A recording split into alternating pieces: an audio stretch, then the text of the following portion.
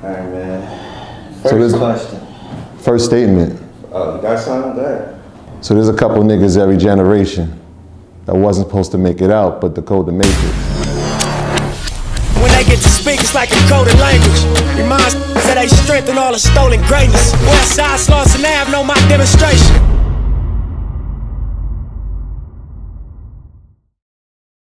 I mean, for me, watching Nip, studying Nip, I knew how important All Money In was. From everything, he always talked about them in every part, every rap, like, you know? So it's like, in order to tell a story, you have to go to the foundation. Blacc Sam and Cobby and Hoggy and Pacman, like, these people are integral parts of the Nipsey Hussle story, but also it's like, it shows that the marathon really continues, right? Because even though he's not here, they're still here. And they're all individually doing things to carry the flag. Crazy. We were, talking to a friend of ours about the people that we want to sit down with, and we expressed that, Nip was obviously at the top of the list, but I wonder what Blacc Sam's doing right now.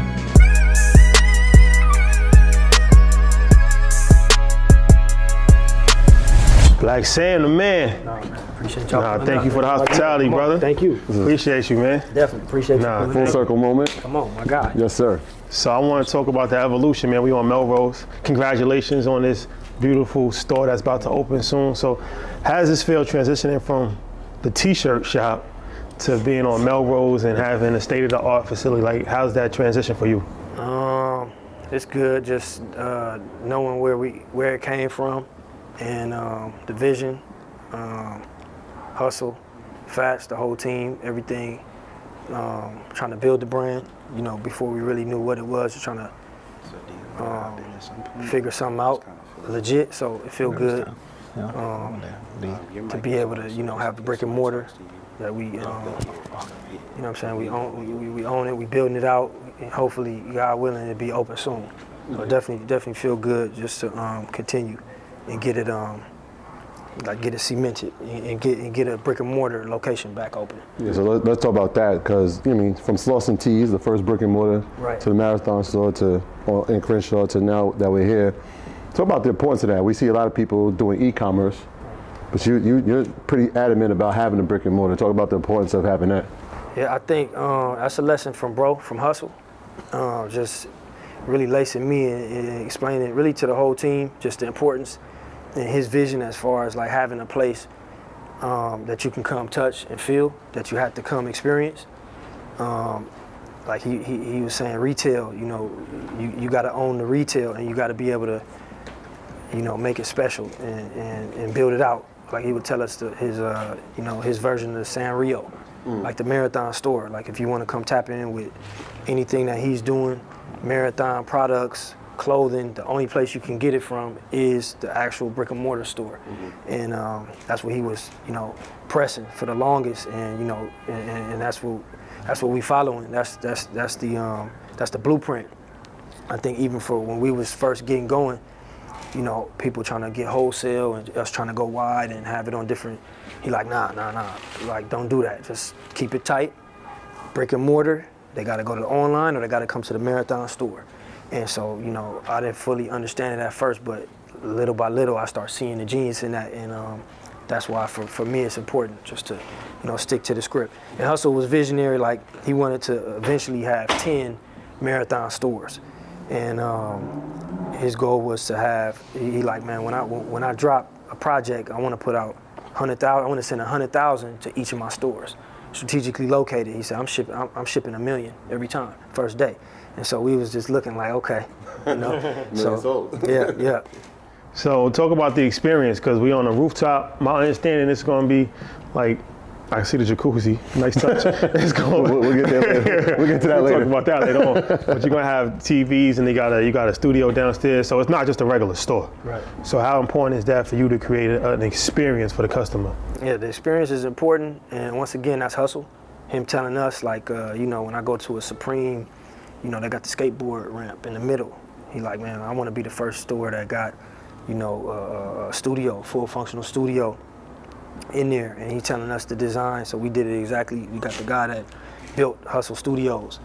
you know, the damn near like family to us. He came in, put his touch on it, and that's in there. We gonna park the Brinks truck in the middle. The legendary Brinks truck. Legendary. Yeah. And a lot of little small details that's important to us that we trying to make sure when downstairs opens up. But for now, this rooftop is kind of gonna be like private shopping. You know what I'm saying? If you want to come through, you still can get some of the new things that we drop in, and you maybe host events for the team, all money in team up here, and little small things with the cannabis. But that's what this space was, you know. Hussle was always into some fly rooftop shit, so when we seen this, we like, all right, this is something bro would have came in and caught his bounce right here. He would have loved this. So, you know, when we up here, we feel good. It's clean, like you said. We got the jacuzzi there. That shit came with the spot. As soon as we seen it, we like, all right, we taking it. This is it. And yeah, you know, it's little by little, man. We've been working on this shit for a minute. How long? Since probably 2020. And through COVID, pandemic. Yeah, through we had to get permits and all that through COVID, shut down, and just, you know, self-financing it, trying to get it done. But we damn near like 90% to the finish line, so it's gonna be good. Yeah, so obviously the first store, legendary store, one of the visions for Nip was to have people come to Crenshaw because it became a landmark. What are the plans for the original Marathon store? Original Marathon store for us, it's important. That's gonna turn into the Neighborhood Nip Foundation. So the whole lot.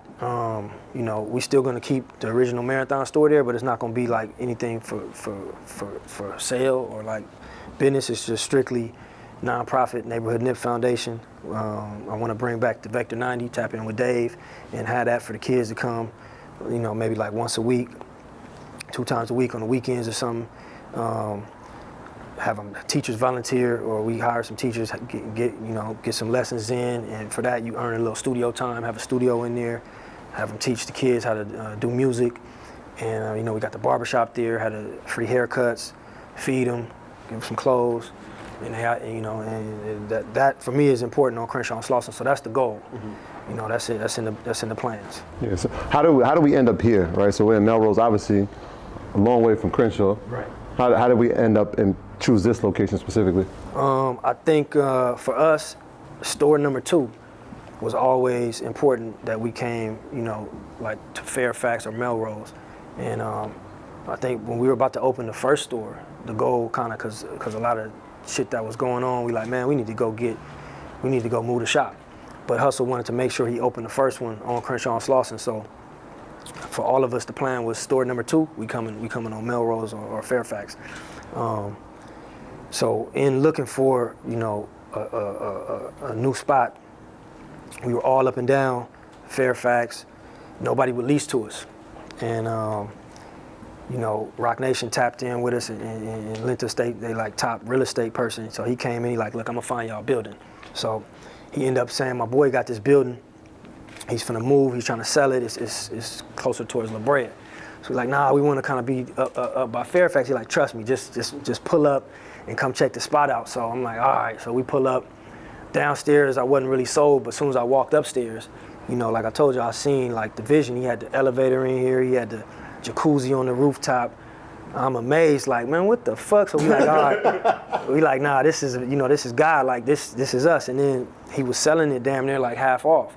So we was like, all right, this is, you know, through all the months and months and months of searching and getting turned down, you know, I understood why. It was because this was meant for us at this time. So you own the building? Yeah. How important is that as opposed to leasing? For me, it's important. You know, when I say we own it, it's in the kids. It's in Hussle kids' names. You know, and they trust funds. So when they get older, you know, this is something that their father worked for and that they own. So that's important for me. And then also just having brick and mortar. Once again, to reinforce what Hussle told us and taught us, just through the ups and downs of, you know, of whatever with business or brands, you know, whether your shit is booming online and slows down, just having that brick and mortar and being able to pass it down through the family, I think is important. And that, to me, that's the importance of us actually owning this property. And the real estate play, right? Like, it's gonna go up in value. That's 100% gonna happen. Absolutely. This is like Fifth Avenue in New York. Like, there's no way that you own real estate here and it doesn't appreciate over the course of time. Yeah, just to what you're saying, without saying it like that, but you brought it up, the property has doubled already since we got it. Yes. Why do you think you have trouble? Because for me, I would think that they would want to lease to you guys. Y'all from LA, and the name is so big. As soon as the doors open, it's going to be a line wrapped around the block. So I'm actually surprised that you had trouble. Right. You know, it's always a lot attached to it. I don't know exactly 100%, but I feel like, you know, they was like, nah, not over here. So, but like I say, everything happened for a reason. You know, I was mad at the time, but I feel like it was part of the, you know, without getting turned down, we would have never. Yeah, 100%. No, that's a fact. So as I feel like you have a responsibility in a sense to carry the blueprint, carry the torch for the family name. How important is the team? Because we have a Cobby, obviously we got Hoggy here. How is it important when you and leaning on them when you're trying to create decisions about the business side, right? Or are they integral in it? Are you integral in their endeavors as well? Yeah, I think for us, you know, it's the hustle way. Anytime Hustle went out and put something down, he always reached back, involved me, reached back, involved Fats, reached back, definitely involved, you know, the whole All Money In team, Cobby, Pac, Hoggy, Stone, and I think the whole team hustlers. Anyway, since I was younger, you know what I'm saying, when we was trying to get money, the whole team, Cobby, been having money, spots, you know what I'm saying, we always look up to Cobby as a grinder, and so he always had his shit going. Pac always was a young nigga grinding, and I think, number one, that's why the synergies with Nip. Hoggy, same thing. Hoggy was a young nigga in a whip. I think he wasn't even supposed to be driving. You know what I'm saying? He put that doesn't surprise me. You know what I'm saying? So the whole team is hustlers, and I think we all took, you know, advice and inspiration, you know, from Hustle, and vice versa. He came and his team was strong, and so, you know, anything that we can do to help. Always, you know, they got their own clothing brands, they got their own, you know, studios, their own movements, websites, and that shit booming. And you know, once we get this open, you know, my goal is obviously collabs or anything we can do to help, you know, the individual brands. We here to do, you know, as Hustle always do, and always will do. You know, we're gonna continue. So what's the corporate structure here? Because I know a lot of people don't see what goes on behind the scenes, but we met JP, and I'm sure there's other people that's involved. Yeah. You want to talk about that, like the different people and their responsibilities? Yeah, 100%. As far as the marathon team, the whole All Money In team and the whole team is highly involved, and they tap in.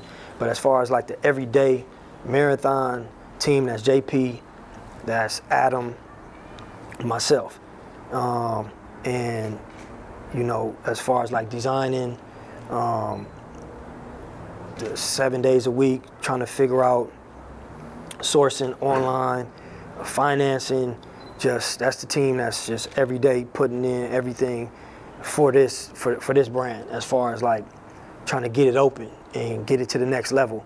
So, you know, since day one, you know, when you know, Fats is no longer here, but his family is a part owner in the Marathon Clothing and the Marathon as a brand with us. So every step of the way, you know, we got to make sure that they coming with us, and you know, when we open this store, they kids and they family know too. This is y'all. This is part owned by y'all too, and this is something that your father, you know, struggled for and sacrificed for. So.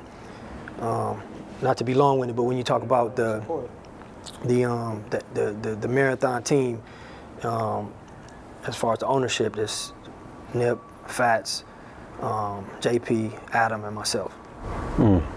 Talk about the marathon. There's different branches, right? The marathon OG, the cannabis side, yeah, the clothing side.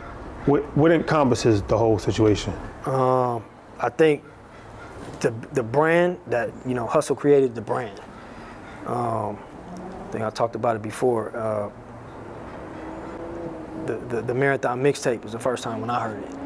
And, you know, I'm fresh out Hussle was killing them in the streets. Bullets ain't got no names. You know, I think volume 1 and 2, I'm first hearing it. I'm like, oh nigga, we on everywhere we go. You know, I'm high energy. I'm like, bro, it's a wrap. You got it. And we put out volume 3. And as Nip is working on the next project, he's like, this next one I'm gonna call The Marathon. And so I'm like, what? Nah. What are you, man? We gonna run Bullets Ain't Got No Names to volume 10. Like, don't, like, what you talking about? We on, right? He like, nah, bro, trust me. And him and JP had been tapping in a lot and reading books on branding. And, you know, JP was taking photos, black and white photos, and he was really, you know, creating logos. And so he laid the vision out, you know, to us. And that created the Marathon brand. And I didn't fully understand it at that point, but when the project came out, I seen how wide it went. And I seen, like he said, he like, man, I don't like the energy at the shows.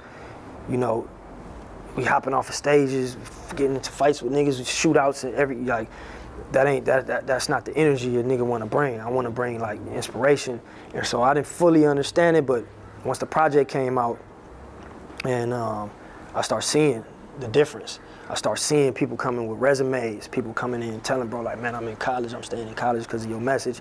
And, you know, I said, that's the point where I said, oh, this, you know, bro, this is genius. And from that came the Marathon Continues mixtape.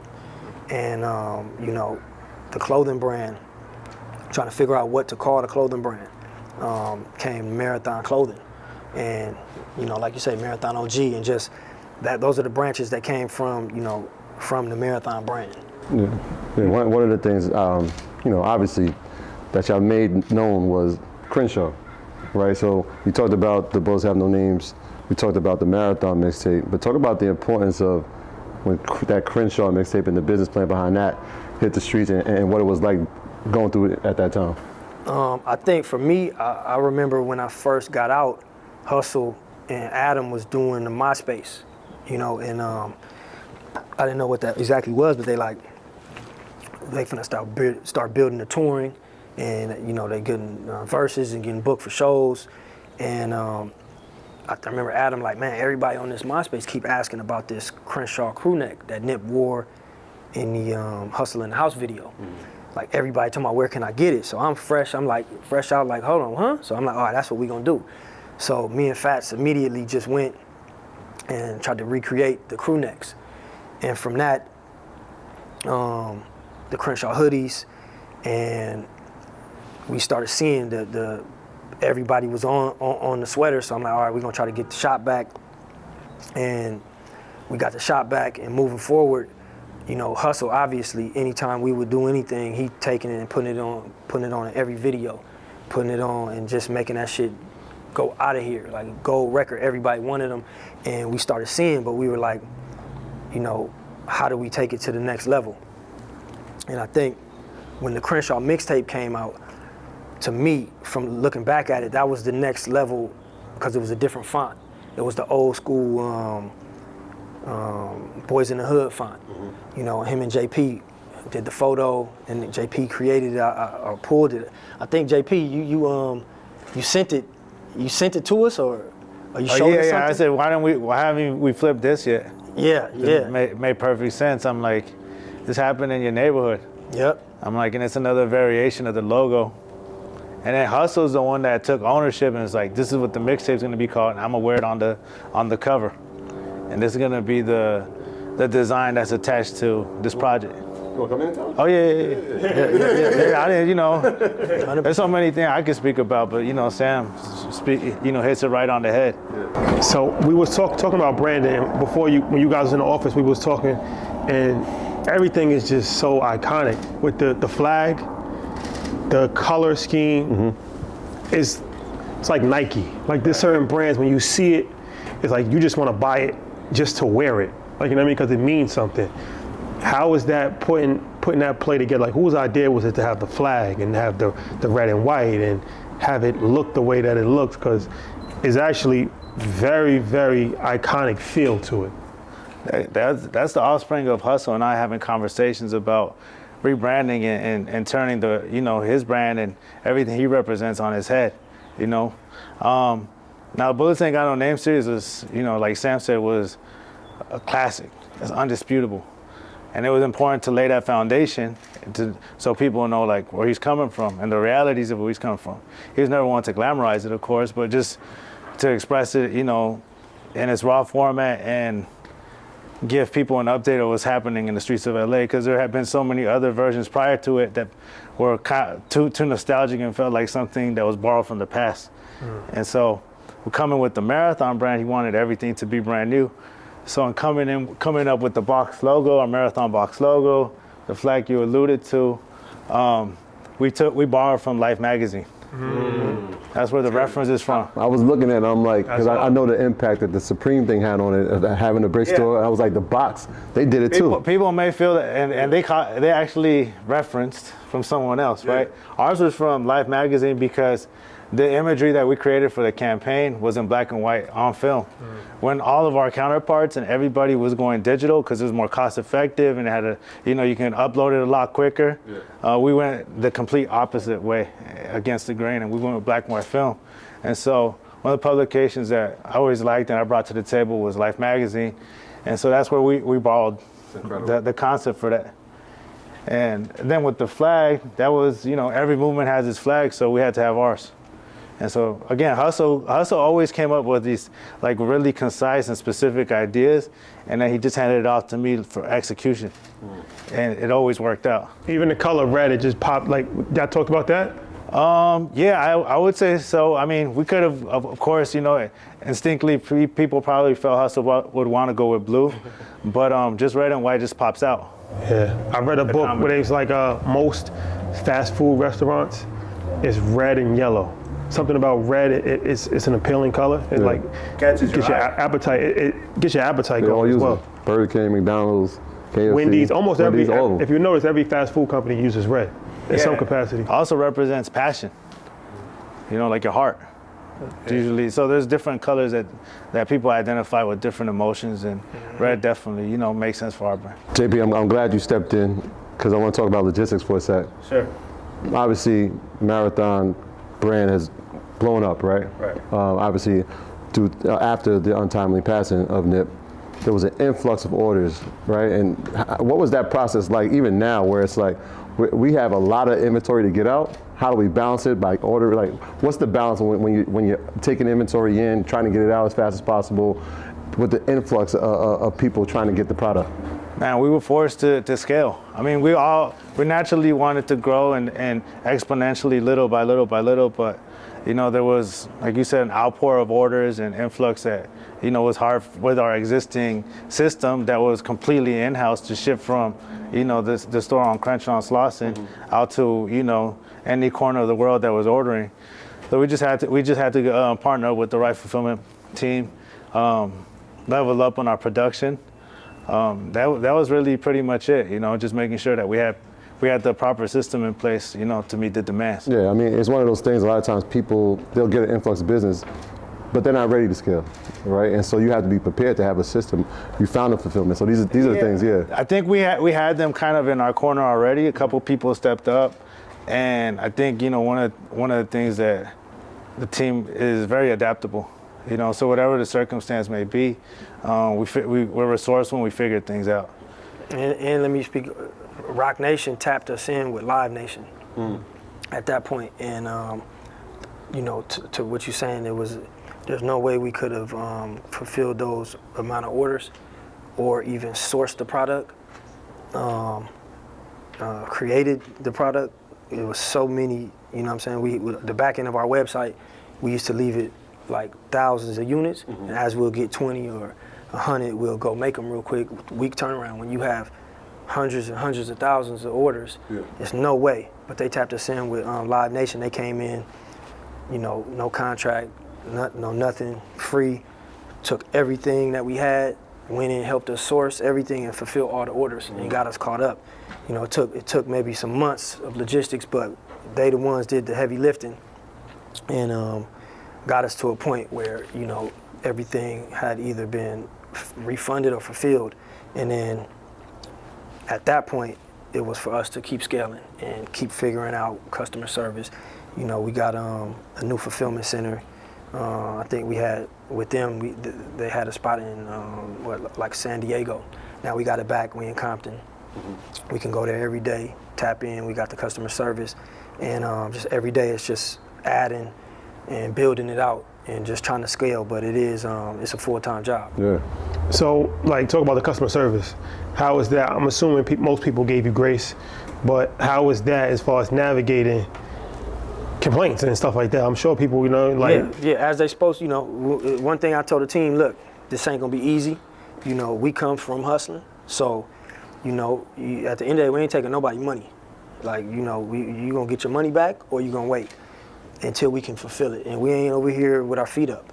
We in this motherfucker 7 days a week. We cutting even or we losing money to get your shit fulfilled, you know, and you know, it ain't like, you know, it's hustle. It's a marathon. It's not a sprint, you know. And what we're trying to do is, you know, we not owned by no corporation. This is self-financed. This is, you know, this is built from the ground, brick by brick. So, you know, for the most part, people understand and people tapping in.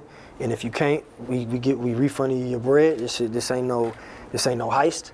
And you know what I'm saying? On some real shit, it's not a heist. And at the end of the day, you know, we making progress. You know, little by little, we got the customer service full time. We got the huge facility. You know what I'm saying? We're upgrading all the quality of the products. We really tapping in with more cut and sew. We got the brick and mortar that's coming. So I think, you know, during the process, it's easy for people to get get crazy. You know what I'm saying? We understand. Listen, it's love. But I feel like when we finally put it together and put the pieces together, people gonna salute and gonna be like, okay, I understand. Yeah, that did a collab with Puma. Is there more collabs like that? Because we see that happening a lot, whether it's Balenciaga and Adidas or Prada and Adidas, and a lot of these brands collaborate with each other. Right. Is that something that you want to do more of?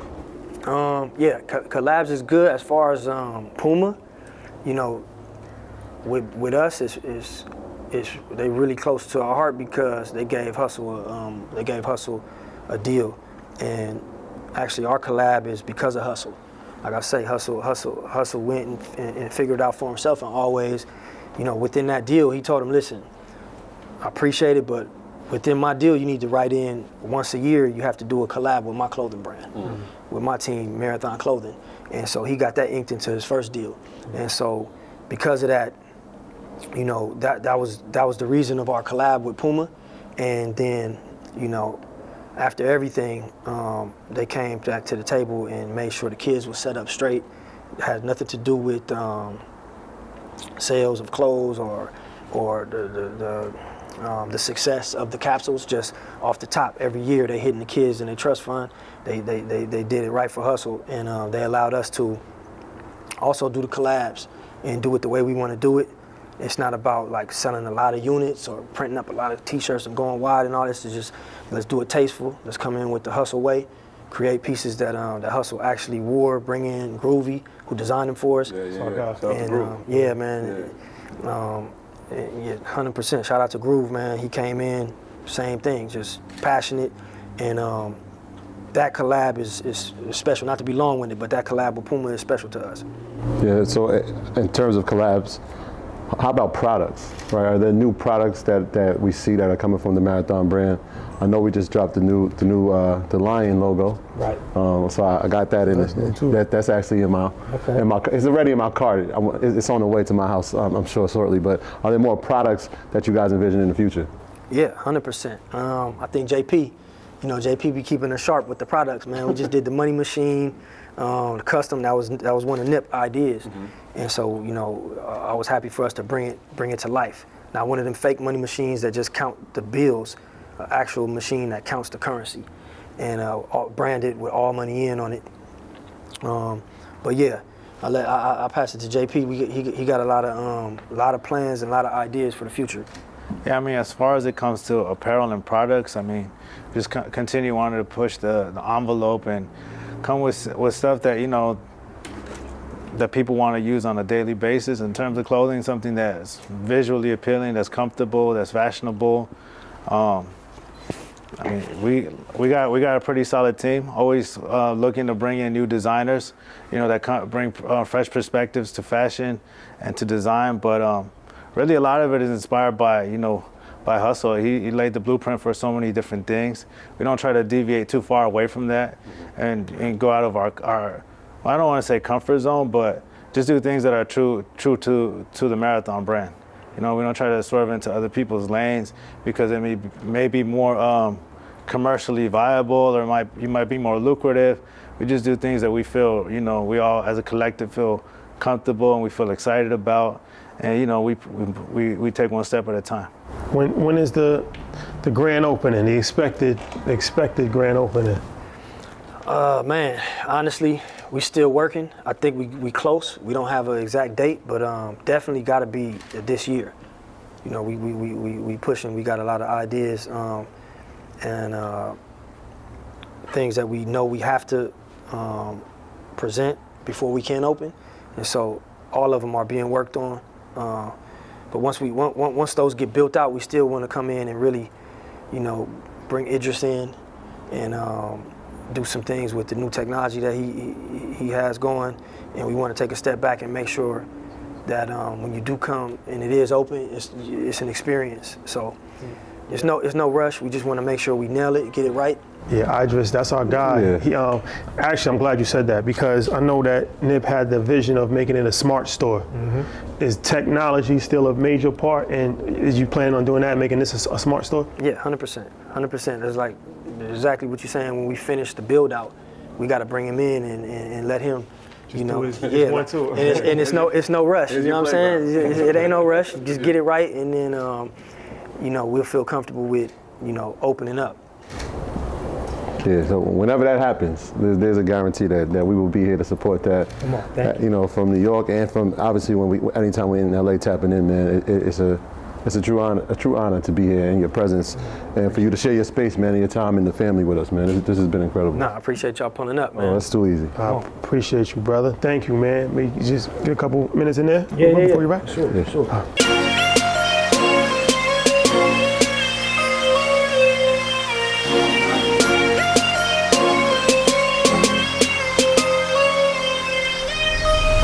All right, so this is a sneak peek, one room. Yeah. Tell us where we at right now. What's the vibe? This is the rooftop. This is like kind of like private shopping. Mm-hmm. So while we still getting downstairs renovated, taking our time with it, we're gonna probably within another couple weeks open this up like private shopping. So you can book in time slots, all the new stuff that we designing, new cut and sew, some of the old classics. You can get them from here just to you know, be able to offer some type of brick and mortar location while we wait on the main shop to be designed. So there's some of the new stuff, the classics, the Crenshaw hoodies, shirts, some of the new designs.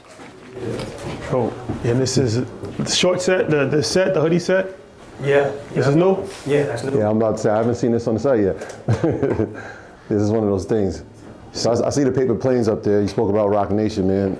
That relationship, talk about how solid that's been, how important it's been to the development of the marathon. Yeah, I think just solid people. Nip had a real close relationship with Emery, and you know, he brought the situation for Nip to be signed with Rock Nation, brought the Puma deal together, and aside from that, just had a real solid relationship. Like I met Emery through, you know, Nip introducing me to him, and so I think they, aside from business, they just been there to kind of make sure everything is done correctly, help out at any time we need.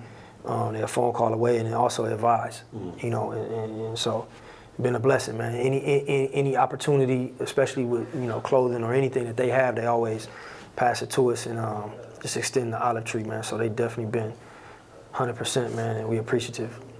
So is this part gonna be, once the store fully opens, is this gonna be like a VIP shopping experience? Yeah, that's what we thinking. This would be, once it's open, it's like, you know, somebody kind of don't want to be down there or want to kind of like get in and out, come up here and, you know, do their thing. And some of the new stuff, people coming out of town, you want to get something that ain't out yet, come up to the top and get it. You know, when y'all pull up, man, y'all gotta get laced today. We got lace y'all. You already know. That's crazy. That series just released like 2 weeks ago with the flowers. Right. Yeah. So talk about this. We gotta talk about this before we. What does this mean to you? 6 million sold. It got all of his body, his discography. You know, you saw it from the beginning stages. So, you know, how does that feel to actually have these plaques, platinum, gold on the music side? It's good because Hussle, you know, deserved it, man. I just wish, you know, it would have been while he was here. But for me, the most important thing is, you know, his daughter and his son too, being able to see this and understand. And for us, just, you know, it's a good feeling for bro to have his plaques, you know. Cobby, to me, like the point guard. Cobby Supreme, the point person. You know what I'm saying? When I think of All Money In, he seems like the point guard of the situation. You know, when we try to get this thing done, the first person they said, you know, shout out to Dave Gross, he's like, you gotta touch the Cobby. Off the rip, talking about, you know, A&B, what it stood for, what the plans were, like, you know, very organized with his thought process. So, you know, that comes from a high level of maturity. The fact that, you know, we were able to have access to him, that was incredible. But his leadership is what's incredible to me. Like if Nip is the general, then I feel like Cobby was the lieutenant. So I want to applaud y'all too for doing what you're doing. It means a lot to me. It means a lot to the youth, to the kids, everybody that's watching. And I just want to salute y'all and how y'all keep going, man. Thank you. Appreciate it, brother. I appreciate that. Without a doubt. Balenciagas, no Gucci problems. Get money with Thomas, Louis V persona. Hit it with a llama. You don't want them problems. I do my thing in the kitchen. See, that's a Pyrex vision. So where did All Money Business come from? So All Money Business is just an extension from All Money In, like how you got Cash Money and then YMCMB. So the plan for A&B was to take A&B and take all the kids in the neighborhood and do some creativity, whatever it is you want to do. If you do music, we want to help you push that. If you do art, we want to help you push that. You make clothes, we want to help you push that. So that's basically what A&B was. So A&B is it your brainchild or who's involved in A&B? A&B is me, Cobby Supreme. This is my brand, my business. You know, and you know I'm a member of All Money In, of course. Sure. Nip right hand. You know, anything I'm into, you know, the team is behind me, but this is solely just me. Yeah, we got a person out front that greeted us, man. I see Mom's outside. Oh yeah, Mama Love. yeah. She ain't never took Mama Love had the beats bumping outside. Without a doubt. And so the last time we came, you weren't here. I think the store was closed. It was kind of late in the evening, but I don't know if you had the spot next door. No, we didn't. So let's talk about that. When you got this spot and you said let's expand, because now that's not even clothing. That's more in the food space. Yeah, it's more in the food space. So I just thought about the different things that we needed around here in the neighborhood and what was gonna work. And I said, you know what, we need to build a restaurant for our people to where we can, you know, and then we'll have vegan food, juices, like, you know, a different type of way to treat our folks. And you can come here, you can eat, good hospitality. You're gonna have that new American soul. You know, we got mama cooking, so you know the food gonna be fire. So you know we gonna open up Boulevard Bob's A&B and more, and probably like the next 2 months y'all can come down and y'all can sit and eat with us. That's impressive, wow, man. Yeah. So where did All Money In? Like whose idea was it to come up with All Money In? Because it's all money in, no money out. That's all money. That's in, the no full. money out. That's the full slogan. What? Yes, that is. So you know, originally we the Slauson boys, because we come from off of Crenshaw and Slauson, and you know, Nip just brainstormed and wanted to do something different, and you know his motto was like to be an owner, to have some ownership in whatever that we was doing. So he came up with that slogan, all money in, no money out. And it worked. And everybody from the team, as far as me, Cuzzy Capone, BH, J-Stone, Nipsey, Blacc Sam, Adam, JP, all of those entities, everybody is hustlers in their own right. We got a different type of team. You know, so everybody, you know, like how you see Cobby, like you got Nip about 2 miles down with the clothing store, the restaurant, the barbershop. You got Cobby down here with the clothing store, the restaurant, and so on. You know, so the motto was just different. You know, and everything we do is for the kids to actually see, take it in and learn from it, because we all really come from like a real humble beginning. Yeah, I'm looking at Monopoly, and the way you just said it, it felt like y'all treated it like the Monopoly board. You got that block, I'm gonna take this corner, you got red, I got green. And then we see this $1 billion project that broke the cement, the train. So talk about the importance of having it in this location with this new train line. So the train line is actually so different for Crenshaw, for my whole city. The train line runs all the way from, I think, Lancaster all the way to the airport. So it's pretty cool. It's gonna bring in a lot of business. And as you see outside the store, we have new development. Mm-hmm. So right now on Crenshaw, they're building high-rise apartment buildings. And you got guys like me that's smack dead in the middle of them. So, which is cool, because I'll be able to, you can come here, you can get your clothes. You can come here, you can get your food. And we right here. But Destination Crenshaw is something that Nip started. And you got guys like Marquise, the mayor, pick up on it. Everybody got together. And this is what you see. You're gonna see murals up and down Crenshaw of the Crenshaw destination. You're gonna see Nip. You know, it's us. It's the new city. It's the new LA. So talk about that, because like coming from New York, when we saw LA, when we was growing up, it was Boys in the Hood. Right. And all of those type of movies, right? And then the music, of course, Snoop and all of that. So we had an image of what LA was. But I have a feeling that it's different now than that image that we had in the 90s. So growing up in LA, how has the neighborhood, how has the city changed from the 90s to where we are now, 2023? Well, it changed. The fashion is totally different. You know the kids dressing a little different. Khakis It's no khakis and jerry curls like the movie. You know that it was like that once upon a time. You know, but now the kids, they, you know, it's the youth, and we got to take to them like the new youth. Take a pair of khaki pants, hem them up, and put like my guy Desto. They gonna put an awful lot of cough syrup on their pants, or dress their pants up a different type of way. But you know, we gotta, you know, everybody needs to adapt to the new things that's coming, because that's what it is when you got the younger kids. You gotta let them shine. You know what I'm saying? Because I remember being a young guy amongst the older guys, and they didn't understand when we had our pants tapered. You know what I'm saying? Because I came into the khakis, so we was taking our khakis and going to take them to the swap meet and get them tapered and kind of wear them like a little different, you know? But yeah, times change, you know what I'm saying? So, you know, we just evolve with the times. Yeah, man, so the marathon continues, obviously through y'all and through us. We had that conversation earlier. But talk about that time in between the tragedy to getting on your feet and saying, nah, there's a dream I have for myself to expand the vision. What was that process like during that time for you? That was a big process. It was a hard process, a long process, and you know, the world felt that. Yeah. You know, even though this was my brother and my twin, and I had my own feelings about it, I had to like take my feelings almost out of it and take a step back and look at what the world went through.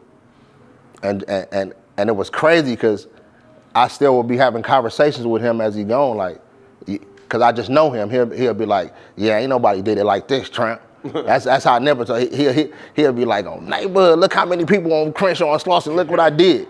You know what I'm saying? He'd have been proud for these moments right here. You know, so it mean a lot.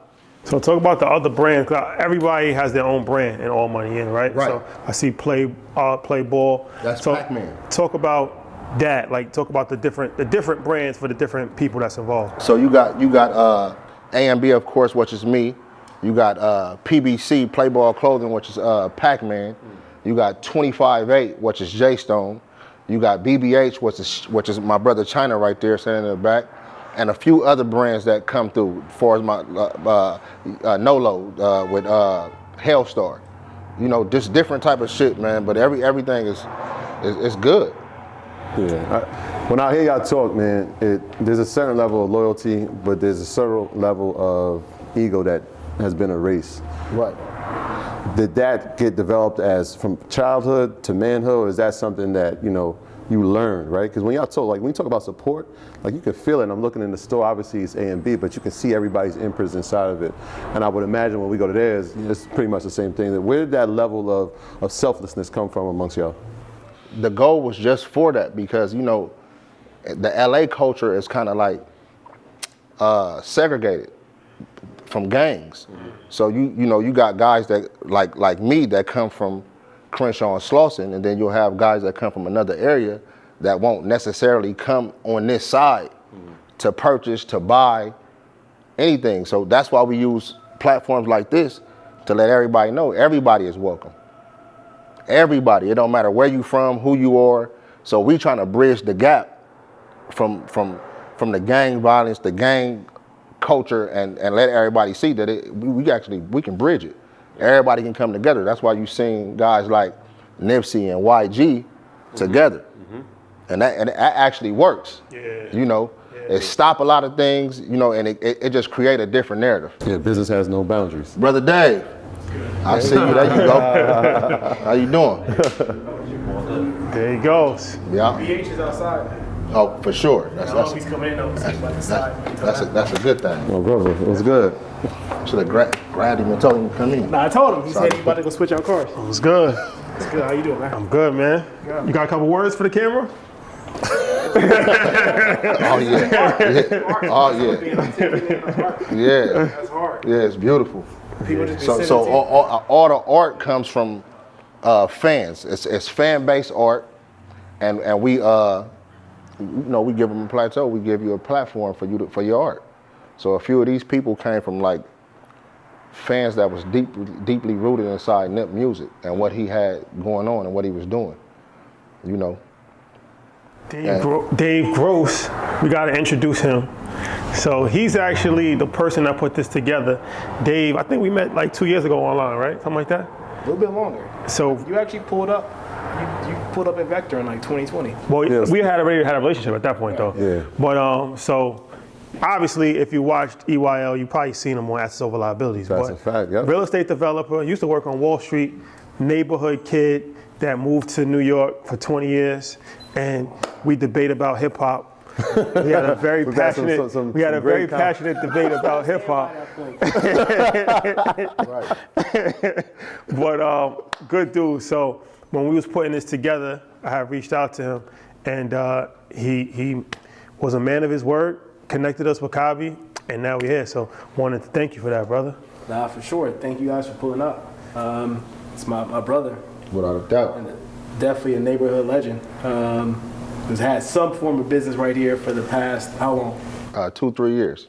But before that, you had the weed shop here. Oh yeah. Well, before that, I actually occupied this building here, and had a dispensary in 2010. It was it was actually like one of the first dispensaries that ever touched Crenshaw or LA, and it did well, like very well. I know that story. You know. So and, you know, we was the first one. So when we did it, we didn't know what we had.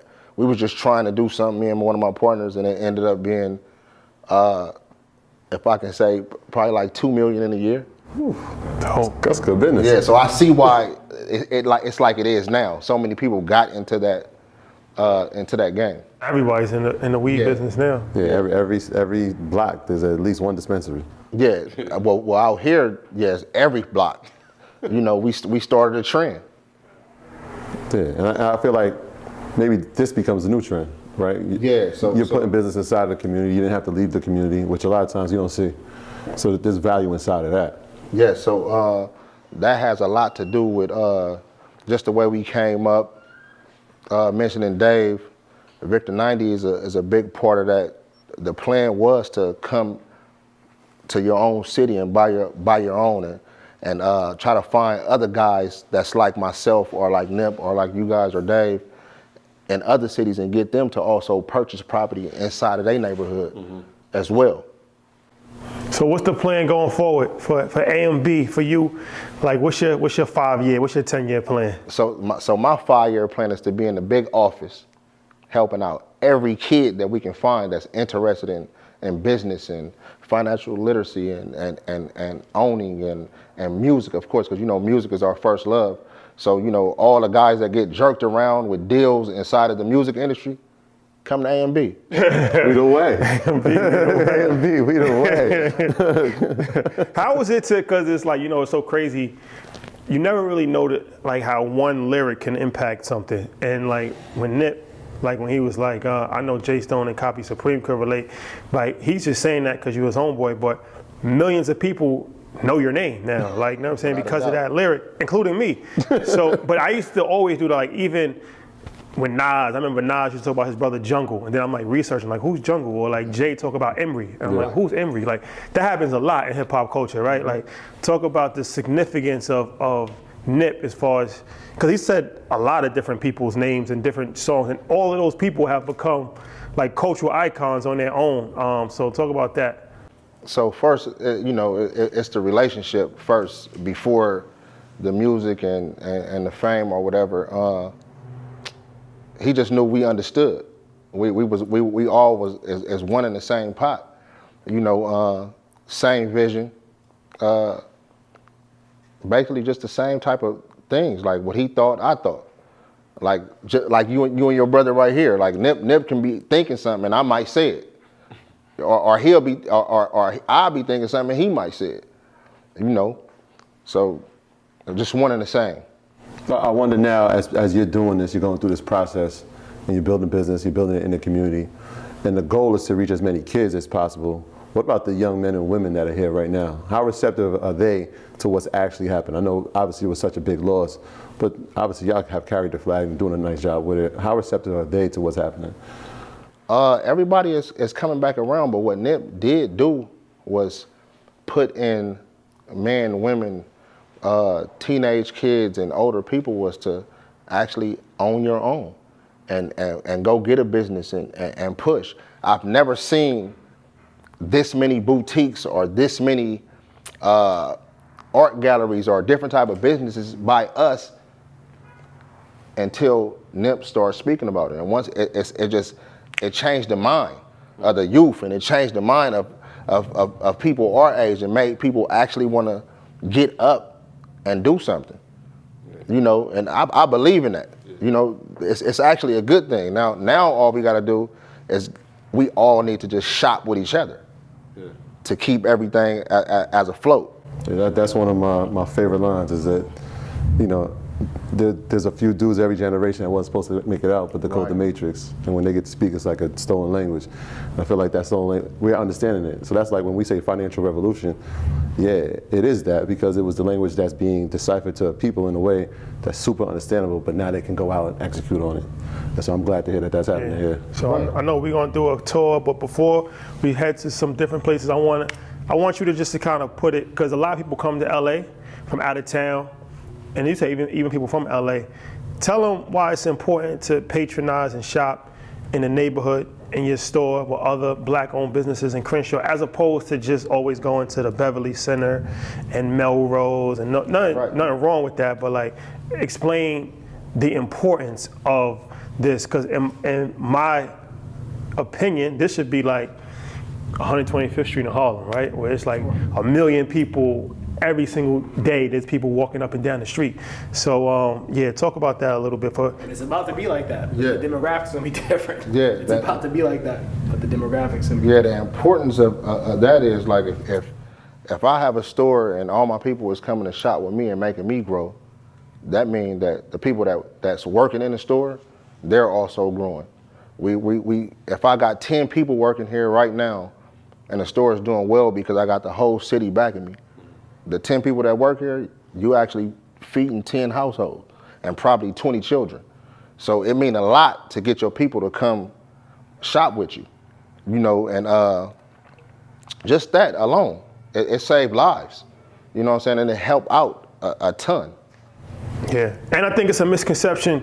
That's why I say out of town, as people think of LA, and of course there's always going to be crime, there's always issues in every city, but I think a lot of people have a very misconceived notion about, like, oh, they do. They can't even come. They do. See, let me tell you, one thing about LA is you're going to find some of your best people down here in the hood. It's some of the friendliest people, some of the nicest people, the best food, great attitudes to where you'll go north of Crenshaw and get cussed out in Hollywood or Sunset. You know what I'm saying? You might find a butthole towards that way, but find some of the best people down here in the hood. You know, some of the stories are true. I can't fabricate that, you know. It's still a lot of gang violence and things that goes on around the area, but then you got good people like myself, as you know, I think I'm a great person. You can come down here, you can shop with me, no matter your ethnicity, no matter where you're from, no matter what. You can come in here and don't have no money and actually probably leave out with something. Don't say that too loud. What's the location? What's the location for people? The location is 4705 Crenshaw Boulevard. Everybody is welcome. Everybody. A and B. We're going to have it on, for sure. Without a doubt. I mean, we're going to wear it with honor, man. Like I said, this is a full circle moment for us to be here with you, to be here to see what's happening. This is amazing. So we're going to make sure that we support and do everything we can to push the brand. Right. Yeah. So I want to shed some light. I got my cousin Loyal right here. Don't move too fast. I got my little cousin Loyal right here. So when I was coming out with the build out, he was one of the guys that got on the, what's that app called that you use to? So we went on SketchUp Pro and we actually built this whole place out from here to the restaurant off nothing. This whole building, actually, when I came back and got it, it was burnt completely down. Oh, it was a fire? Yeah, it was a fire here. It was burnt completely down. And when I seen the place going back up to get, we came back down here and got it, and this is what we did. So we got the shoes in the ceiling. Yeah, now that right there is some real LA shit. We know what to do. You know what I'm saying? Before we leave, what's this shirt? Crenshaw, Slauson, Overhill, So that's a shirt that's done by, I shed some light on my brother China right here, Black Beverly Hills. So this is one of my business partners right here that put this together. Matter of fact, he's the one who's running the whole A&B store. You know what I'm saying? I know everybody, like I say, the team is different. You might see me and think, all right, Cobby is the one down here doing everything. Now I got good people like Loyal, I got good people like China that's behind me, and I'm behind them as well, and we push and we make these type of things happen. So what's Black Beverly Hills? What's that mean? So Black Beverly Hills is this area over here. It's the wealthiest predominant black area in the whole world, and it's been like that since the 60s. So the brand is a representation of the area, and it's about gentrification and anti-gentrification for us to hold on to our homes. So within the brand that I've been doing for 10 years, we've been promoting the area, we've been promoting black wealth and letting the world know about it. So we've had a billboard on Slauson and Overhill, which is one of the streets on the shirt, and it's taken off. Like, it's been in the movie You People, Janae Aiko's videos, and the billboard? The billboard. Well, it's so crazy that you say that because we interviewed our people at Hilltop Coffee. Yeah. And I think they're building a coffee shop around here. Lamert, right? No, they have one. They have one. They got one on Slauson and Overhill. Yeah. Right across the street from the But they're trying to get that billboard. Right, you had that billboard forever. Oh, the billboard? So they trying to get it. Not my billboard. 5 years. It's history now. You just own it. You don't even lease it. You own it. Yeah. That's a good thing. Yeah, but they told me about that stat as far as it being, a pretty wealthy neighborhood for black. And that was something that I didn't know. I wasn't aware of that. So that's interesting to know that. So before, like, black people or any person of color was over here, there were racial restrictive covenants. So on your titles, it basically said, do not sell to any black person. Some people still have those things. So once the Brown versus Board, everything went through with that, black people started moving over here, white people moved out, this area turned into 90% black. And it stayed like that for a very long time. Now with the train and everything coming in, a lot of people are trying to move back in and change the area. So our thing is about holding it down, making sure that people know that this is our area, because there's no area in America called black anything, So Black Beverly Hills is a nickname for it, but that stands for wealth. How's the process been? You said people are trying to come back. Obviously, sometimes when you try to come back, you get priced out, right? But there's we can play a role in that and making sure that we never sell if we have it. But what's that process been like as far as real estate here? People trying to come back to the neighborhood. They coming, they coming in, and that's what we use guys like Dave for, and these platforms to get all of us to buy. We need to hold on, buy, and keep what we got. You know what I'm saying, for a ton of reasons. But yeah, that's it. No, there are a lot of successful professionals, media personalities, entertainers and athletes, View Park and Windsor Hills, the Dons. Ladera's always been kind of like Black Beverly Hills. Yeah, without a doubt. But View Park, Windsor Hill was always a kind of hidden gem. And the Dons are going crazy. And this is View Park too, fellas. This is View Park. That's what this area is that we're in. It kind of started off as View Park, and then it branched out because Ray Charles built one of his first homes over here. So if you ever watched the movie Ray, that's his actual home within that, and he's from Atlanta. So we got a mixture of people from all over America that have moved over here to build their homes and that have wealth. So it's just about holding on to it. I know you guys get those houses in the hills when you come. So that view you get being in Bel Air. So you go up in the Dons, that's a neighborhood right back here. You get that same view of the city just from the opposite side. You get like a 270. What's it called? The Dons? Yeah, we call them because all the streets are with. And that's not Baldwin Hills. That's the same area you're talking about? All right, yeah. We just saw that. See, a lot of people don't know Crenshaw. The man Crenshaw was actually a slave owner. Oh, okay. And that's what I can say about our culture. We big on changing the narrative on anything. Like a word that been bothering us for years, the N-word. We changed that and took it and used it for our own self. Just like Crenshaw, we changed the narrative and now we Crenshaw. Yeah, you got a kid in New York wearing it. See, a lot of people didn't know that the man Crenshaw was actually like a slave owner. You know what I'm saying? And we took that. We embodied that, took it back. How does it feel, like you said, people not just in America, all over the world, Crenshaw, that's become synonymous with just hip hop culture. How does that feel? Being from Crenshaw, like, you know what I mean? You see somebody in Japan wearing a Crenshaw shirt. Like, how's that feel? That's so dope. I've been to Japan 2 times. They come to the store. They love our culture. They're over there doing it like. So it's a Cobby Supreme in Japan. It's a Cobby Supreme in Japan, brother. How'd you get the name Cobby Supreme? So all right, so out of the neighborhood, you know, my neighborhood is Crips, right?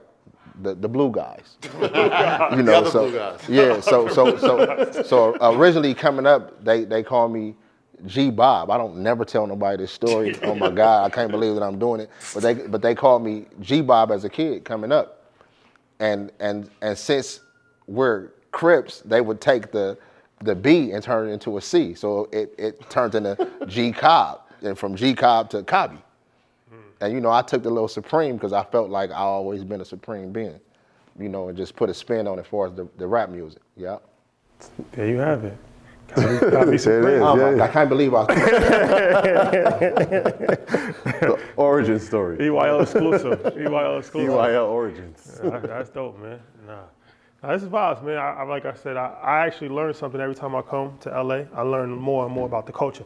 A lot of the stuff that you just said, I wasn't aware of it. So that's dope to know. Like, I always like to know, like, you know, you want to enjoy places, but you want to know the history of places as well.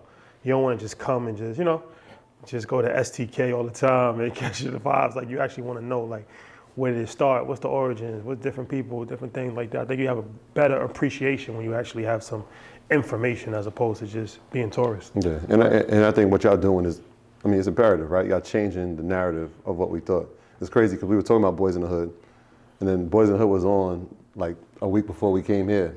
And I remember at the end, Cube had a Crenshaw t-shirt on. Right. And I was like, okay. And the image in 30 years, how y'all changed it and what y'all gonna do with it, man, it's incredible, man. So congrats to y'all for doing this, man. This is Fresh up off the stage on my way to B of A. A&B, we LA, trying to eat, we the way. The cool part about me and Nipsey, we went to New York and stayed in the Time Hotel for 47 days. And the cool part about it is we went in December. That's cold. Listen to me. I've never been that cold in my life. New York, I feel like, to me, and they say it's places that's way colder, but I've never felt no cold like New York. There are places I'm telling you, you gotta think. Me and Nip jumped off the airplane in khaki shorts and flip-flops. And jumped off and went straight to a place called Atrium.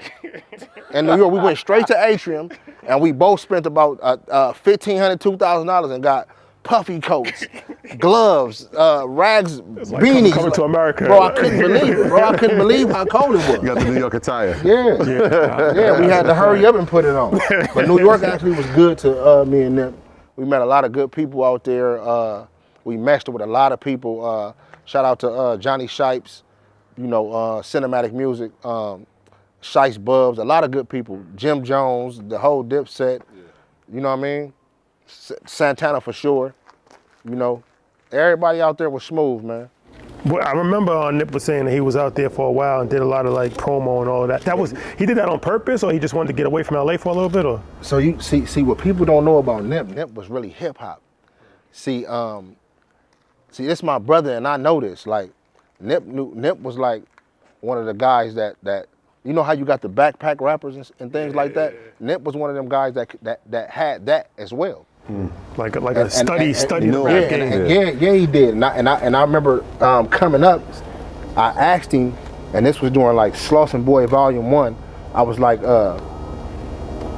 cause he had dropped a mixtape, and it was like he was talking about the hood and the gang culture real heavy. Like, I want to be from RSC to the day that I die, like songs like that. And I asked him like bro, you think is we gonna be able to sell putting out that explicit type of gang culture music like that?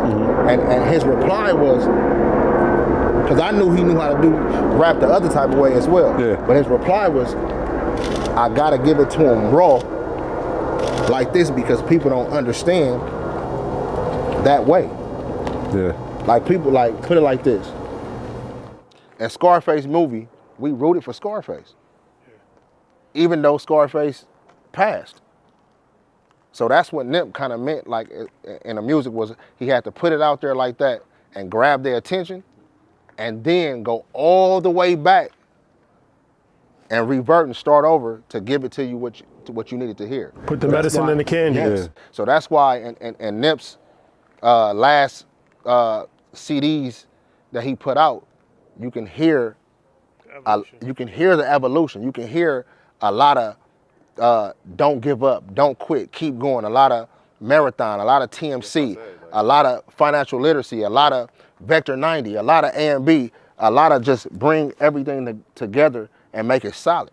And named it the Victory Lap. Without a doubt. After being through all that. Yeah, without a doubt. He reverted back to go get the people. You know what I'm saying? But when you come, it'd be hard for a lot of artists to come out when you from a certain area or certain demographics around here and come out and talk and rap about God.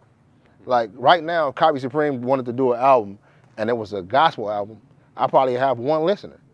But let me put out an album talking about, I want to kill this nigga and F this B and do all that. It's through the roof. He understood that. So he was like, all right, we're going to give it to him raw. And once I got their attention, Cobb, I got to get him and I got to tell him the full truth. Yeah, what was that like? I know he talks about the story of him meeting Chuck on Crenshaw and giving him the mixtape and how that changed his life. But, feeling that pressure of coming up in this space after, obviously, Snoop and Dre, and then we had Game, and the Kendrick was kind of teetering at that time. Did he feel that pressure of, like, being the next guy out of LA? Nip took everything on the chin, whether if he was or if he wasn't. Nip was like one of them guys that was gonna do it his way. He was gonna ride his own wave, and he was gonna figure it out. But I know the main thing that he wanted to do was tell the people the truth and give it to him, even if he had to give it to him raw, and even if he had to, like, lose his life behind it, I'm gonna give it to y'all. I'm gonna let y'all see what this means. And everybody needs to know this. And this is something that he said in one of his raps. Nip could have left. He did not have to be over here inside the neighborhood. Nip did enough and had enough to leave. But like on his song, he said that go against his vows. He didn't want to leave us. He didn't want to leave you, brother. So he said, if I got to die right here to wake us all up, then so be it. Pac is dope. Like another, you don't really hear these guys speak, but to hear Pac, there's a certain level of calmness about him that reflected with me. And it was like, he's still very much in a situation where it's like, He's stuck in the grind, and he understands his mission, but there's still pain. From Play Ball, when he said like, you know, that's his clothing brand. What it originally started out was like a real gang slinging, like, you know, going to somebody's hood, writing on their walls and like, yo, if you want to do something about it, play ball. But it's like, all right, let's take that same negative energy and turn it into something positive.